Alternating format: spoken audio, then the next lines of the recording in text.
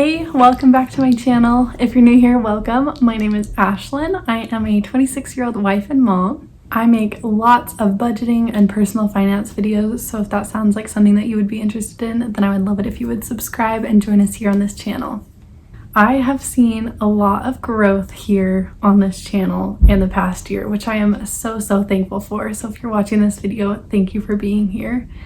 And with that comes a lot of new faces who don't really know the ins and outs of our budget. So I thought today I would break down our fixed expenses in the budget and kind of explain how we've gotten to the point that we are able to survive on one income, and I would say even sometimes thrive on one income. We are paying for my husband's master's degree debt-free and saving for our first home. And we're doing that on one income because I am a stay-at-home mom. So if that sounds like something you want to know more about, then just keep watching. So to give a little background, it is me and my husband, and we have 2 kids. We are currently living in Utah, so not the most expensive place, but definitely not the least expensive place. And he is going to work full-time while also doing his master's degree full-time. And I am a stay-at-home mom with the girls while also doing this YouTube channel. We kind of started our personal finance journey in 2018. We paid off all of our debt by 2019 and had our emergency fund fully funded pretty soon after that. And since then, we have been working on paying for school without going into any more debt. Debt is completely off the table for us. It's not something that we do. And we are also working towards, after I said that, owning our first home mortgage free. We do plan to take out a mortgage to get into that home with a hefty down payment, but yeah, we want to not have any debt as much as possible. So we will be paying that off as quickly as possible, hence the goal of owning a home by the time I'm 30. So that's a little bit of a background. That's kind of the base of our finances. We have an emergency fund, we don't have any debt, and I feel like those are huge components of why we are able to have the lifestyle that we do.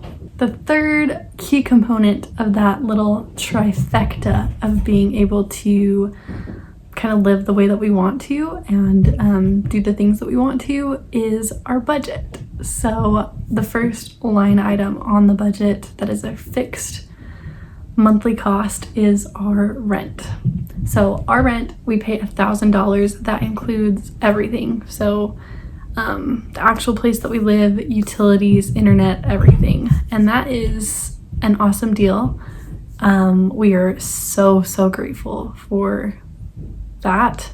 It's been a huge part in me being able to leave my job as well. But it does come with some sacrifices. We are renting from my brother and his family, so they are our upstairs roommates. You can probably hear them. We have our own apartment in their basement. All we do share is the laundry room, but other than that, we've got our own spaces. But of course, you can probably hear them right now.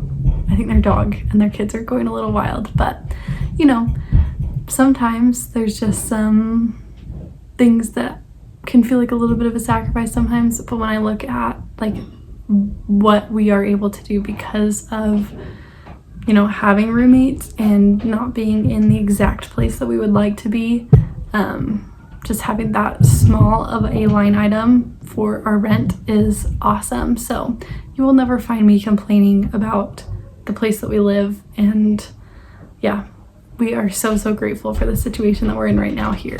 The next fixed expense in our budget is car insurance. We pay $230 a month, and that is for 2 cars. So my husband has one and I have one, just so we can both be, I can run the kids to the park or the doctor's office, or we can go to the grocery store while he is doing work in school. So it's what worked for us to have 2 cars. It definitely would be less expensive to just have one, but we've not quite made that much of a sacrifice for our finances quite yet.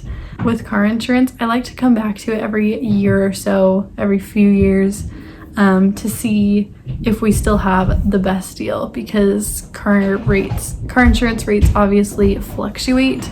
So sometimes it just is a better deal to go elsewhere and change up car insurance. So I'm always on the hunt for the best deal.